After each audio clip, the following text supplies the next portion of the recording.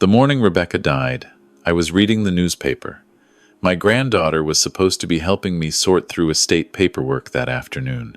I'd married Rebecca 42 years ago in a small chapel in Asheville, North Carolina. She'd worn her mother's pearl necklace and carried wildflowers from the Blue Ridge Mountains. We'd built a life together that felt impossibly simple and impossibly complete. We never had children of our own. But when my brother David died in a car accident 7 years ago, his daughter Melissa became ours in every way that mattered. Melissa was 26 then, lost, grieving. Rebecca opened our home without hesitation. We helped her finish graduate school, celebrated when she landed her first real job as a financial analyst, watched her transform from a broken young woman into someone confident and capable. She started calling our house on Magnolia Street her home. She kept a bedroom here. Sunday dinners became sacred. Rebecca died on a Thursday. Pancreatic cancer. 6 months from diagnosis to the end, and even with all that time to prepare, I wasn't ready. The funeral was on Saturday. The church was standing room only. Rebecca had taught piano lessons for 30 years. Every student she'd ever had seemed to be there. Melissa sat beside me in the front pew, holding my hand. She'd arranged everything, the flowers, the program, the reception afterward at our house. She'd sorted through Rebecca's closet to find the blue dress Rebecca had always said she wanted to be buried in. She handled details I couldn't even think about. "I've got you, Grandpa," she whispered during the service. "You don't have to worry about anything." I squeezed her hand and thought about how proud Rebecca would be. How she'd always said Melissa was a blessing we never knew we needed. The next 3 days blurred together. People brought casseroles I didn't eat.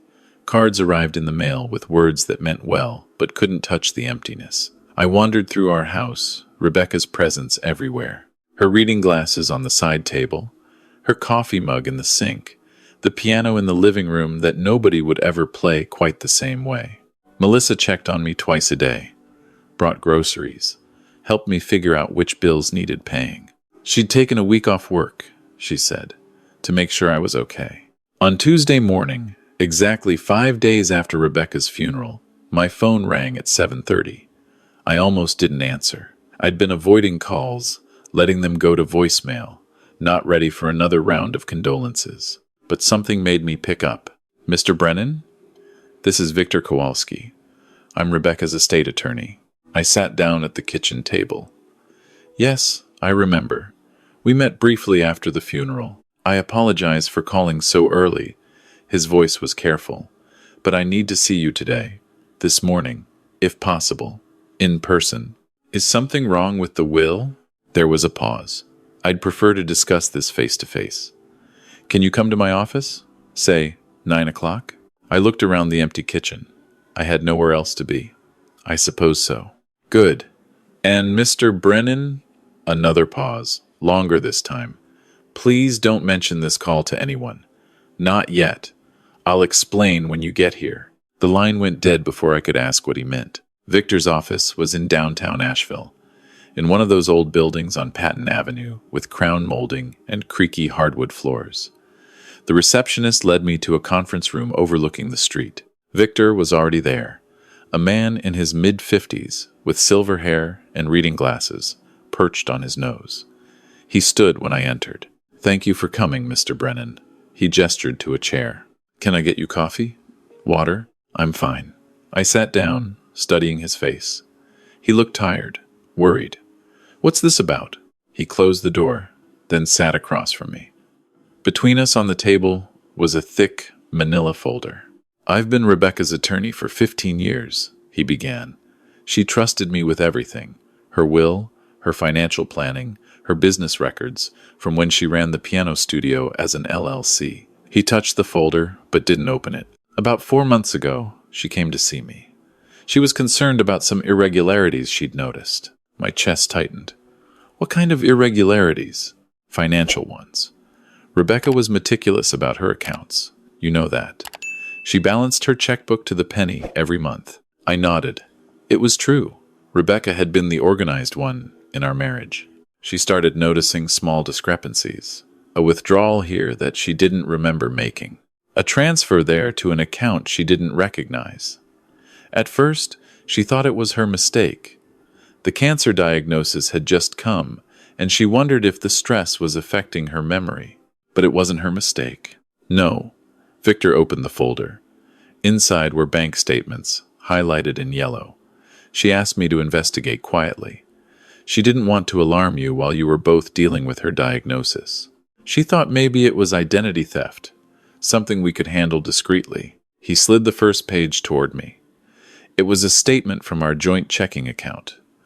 3 withdrawals, each for $500, marked in yellow. These were made at an ATM on Tunnel Road, Victor said. Rebecca didn't make them. You didn't make them.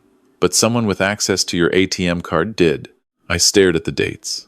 January, February, March. I don't understand.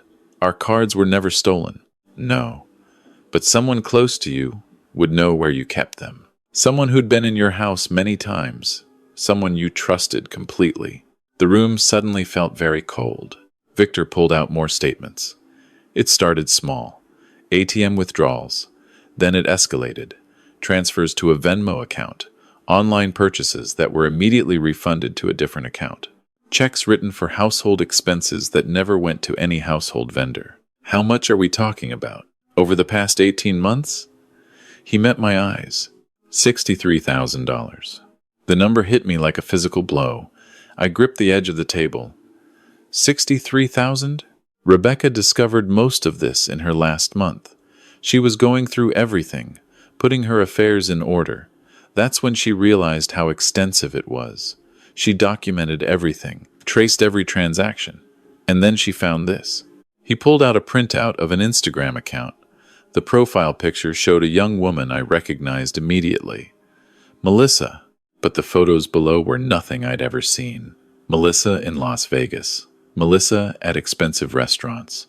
Melissa wearing designer clothes I knew she couldn't afford on her analyst salary. Melissa with a man I'd never met, both of them laughing on what looked like a yacht.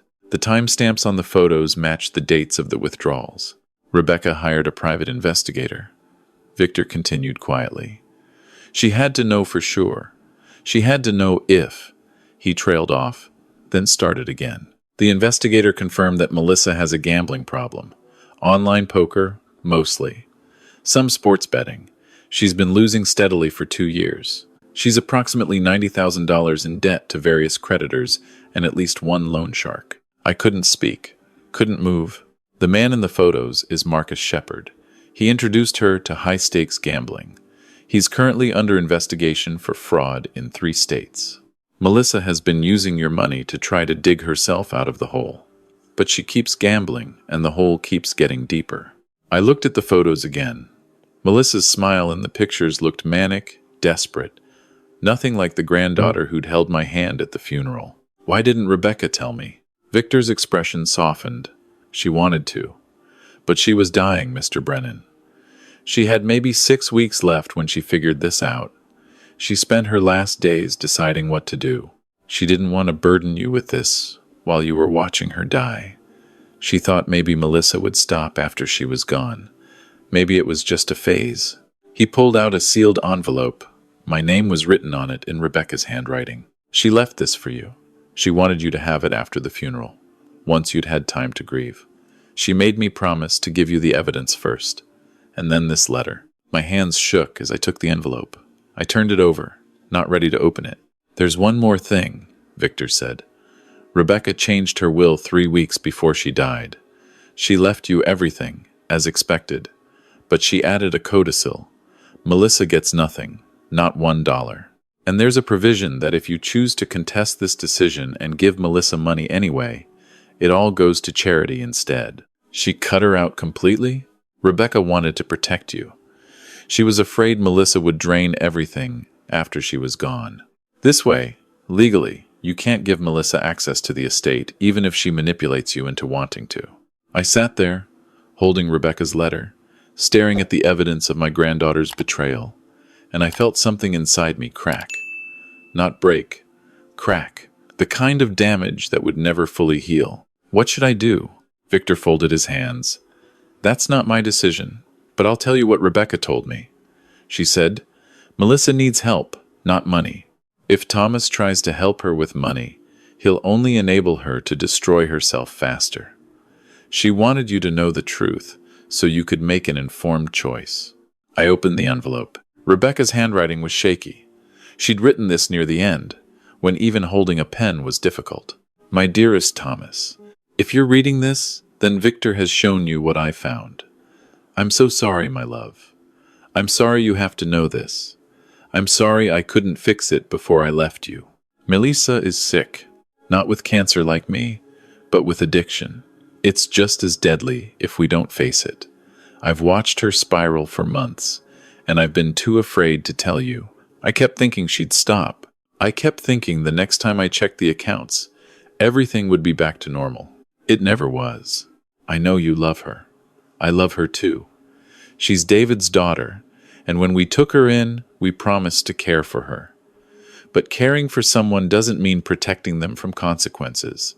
It means loving them enough to let them face the truth. Don't give her money. She'll only gamble it away. Don't bail her out.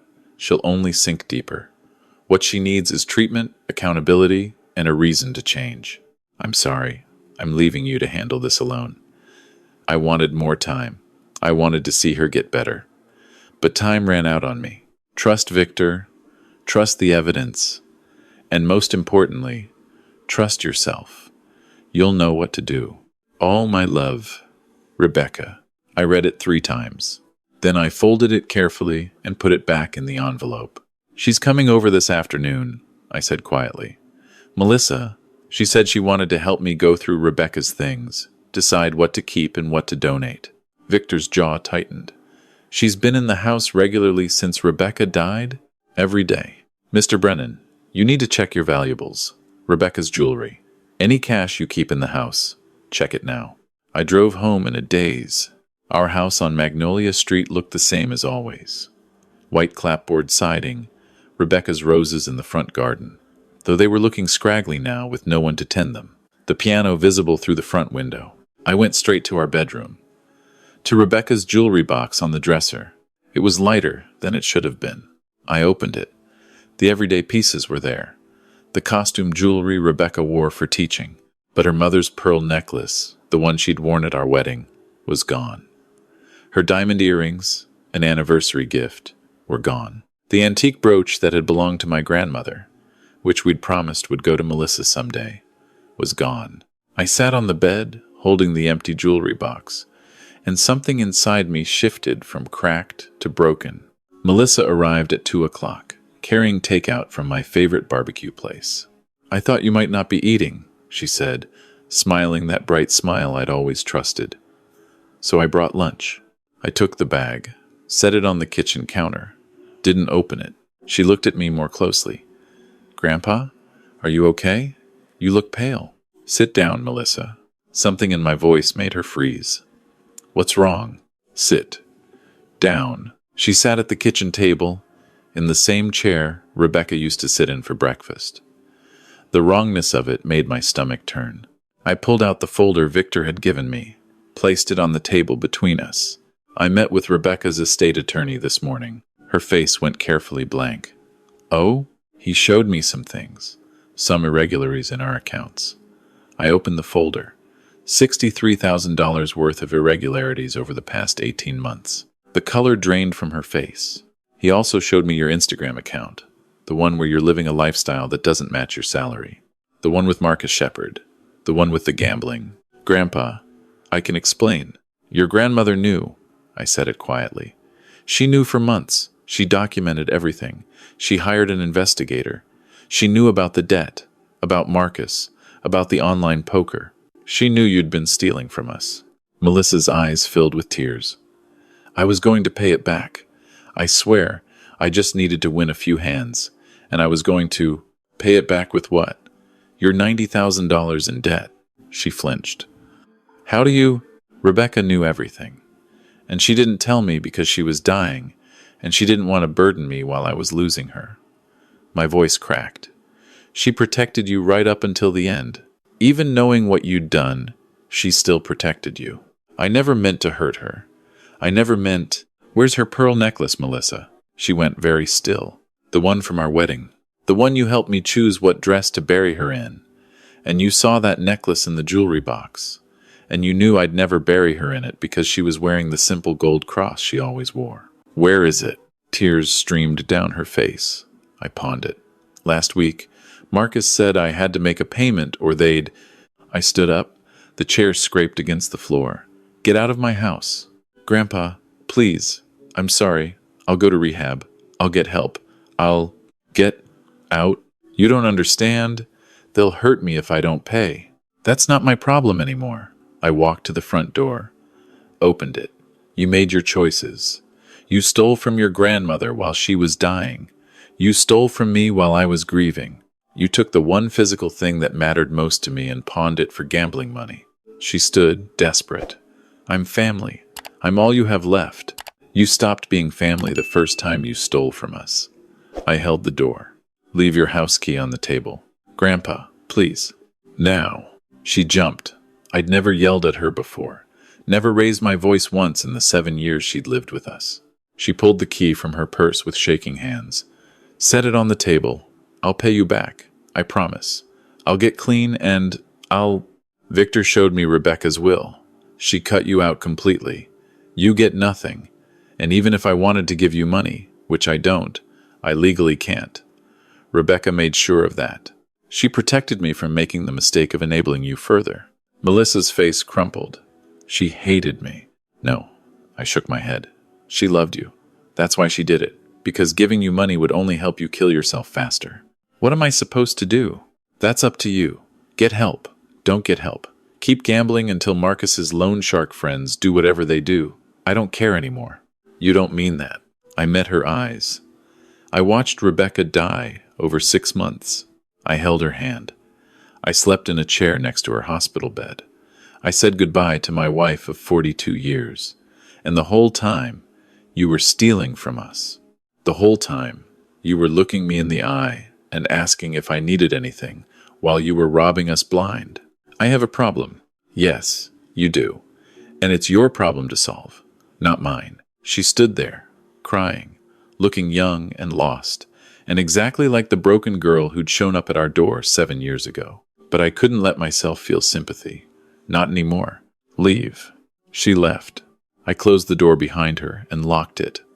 Then I walked to the living room and sat at Rebecca's piano. I couldn't play like she could. I'd never had the talent. But I put my hands on the keys and pressed down, and the discordant sound that came out felt exactly right. That night, I called Victor. She's gone, I said. I told her to leave. How do you feel? I thought about it. Empty, but less empty than if I'd let her stay and keep lying. Rebecca would be proud of you. She shouldn't have had to handle this alone. She didn't want you to suffer more than you already were. Victor's voice was gentle. She was protecting you the only way she knew how. Over the next week, I changed all the locks. I closed our joint accounts and opened new ones in just my name. I filed a police report about the stolen jewelry, though I knew I'd never see those pieces again. The pawn shop had sold the pearl necklace the same day Melissa brought it in. I also called every gambling addiction hotline I could find, left messages with Melissa's name and number, sent information about treatment programs to her email. I couldn't save her, but I could at least give her the resources to save herself if she chose to. She never called, never texted. For 2 weeks, silence. Then one evening, I got a call from a number I didn't recognize. A woman's voice, professional and kind. Mr. Brennan, this is Dr. Sarah Martinez from Summit Ridge Treatment Center in Georgia. I'm calling about Melissa Brennan. She listed you as her emergency contact. My heart stopped. Is she okay? She's fine. She checked herself in yesterday for a 90-day residential program for gambling addiction. She asked me to let you know. I sat down hard. She did? She said to tell you she pawned everything she owned to pay for the first month. She said to tell you she's sorry, and she understands if you never want to see her again, but she needed you to know she's trying. I closed my eyes. Thank you for calling. She also asked if you'd be willing to participate in family therapy sessions later in her treatment. No pressure. But she thinks it might help. Can I think about it? Of course. We'll be in touch. I hung up and sat in the quiet house. Rebecca's presence was everywhere still. Her books on the shelf, her favorite blanket on the couch, the piano that would never sound quite the same. I didn't know if I could forgive Melissa. I didn't know if our relationship could ever be repaired. But she was trying. That was something. That was more than I'd had yesterday. 2 months later, I got a letter. Melissa's handwriting, shaky but clear. Dear Grandpa, I don't expect you to forgive me. I don't expect you to ever trust me again. I just need you to know that I'm 62 days sober from gambling. 62 days of facing what I did and why I did it. They tell us in therapy that addiction doesn't excuse our actions, that I made choices, terrible choices, that hurt people I loved. They tell us we have to own that before we can heal. So I'm owning it. I stole from you and Grandma Rebecca. I lied. I manipulated. I took advantage of your grief. I pawned Grandma's necklace, the one thing I knew mattered most, because my addiction mattered more to me than your pain. I can't undo any of that.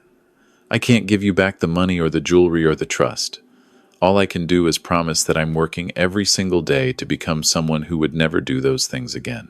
Dr. Martinez said you haven't decided about family therapy yet. I understand. Whatever you decide, I'll respect it. I just wanted you to know that I'm trying, and that I finally understand what Grandma Rebecca was trying to do by cutting me out of the will. She was trying to save my life. I'm so sorry. For everything. Love, Melissa. I read the letter sitting at Rebecca's piano. Then I pulled out a piece of paper and wrote back, Dear Melissa, I'm proud of you for getting help. Your grandmother would be proud too. I'm not ready for family therapy yet. Maybe I will be someday. Maybe I won't. But I'm glad you're getting better. I can't give you money. I won't. Not ever. Rebecca was right about that. But I can give you this. When you finish your 90 days, if you stay clean, if you keep working your program, we can talk. Not about the past. About the future. About whether there's a version of our relationship that can exist in honesty. I don't know what that looks like yet. Neither do you. But we can find out together. Take care of yourself. Grandpa. I mailed it the next day. 3 months after that, Melissa graduated from the program.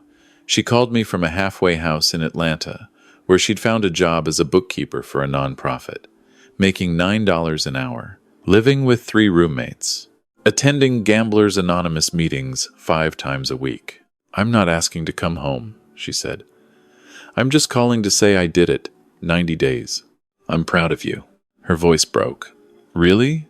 Really? Dr. Martinez said the first 90 days is just the beginning, that the real work is staying clean in the real world. She's right. I know I destroyed everything. I know you might never trust me again. Trust is earned, I said.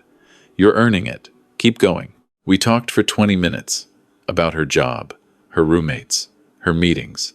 Not about the money, not about Rebecca, not about the stolen necklace. Small steps. That's what Dr. Martinez had told her. Small steps toward rebuilding. When we hung up, I sat at Rebecca's piano again. This time, I played the one song she'd taught me. A simple melody, nothing fancy, but I played it through without stopping, and it sounded almost right. It's been a year now. Melissa's still clean, still working her program. We talk on the phone every Sunday, short calls, safe topics. She's never asked for money, never asked to come back to Asheville. I went to one family therapy session. Just one. It was hard, painful. We both cried. But Dr. Martinez helped us talk about what happened without falling apart. I don't know if we'll ever have what we had before.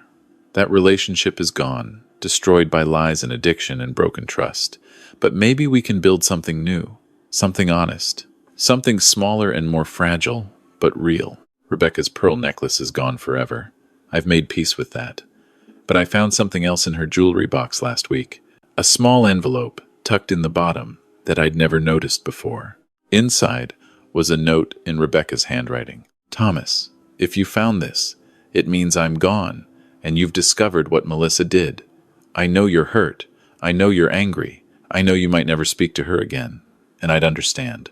But if she gets help, if she gets clean, if she tries to make amends, please give her a chance. Not for my sake, for yours. Because holding on to anger will eat you alive. And I don't want that for you. I want you to live the rest of your life with as much peace as you can find. Melissa is sick. What she did was wrong, but sick people can get better. Give her the space to try. I love you, always.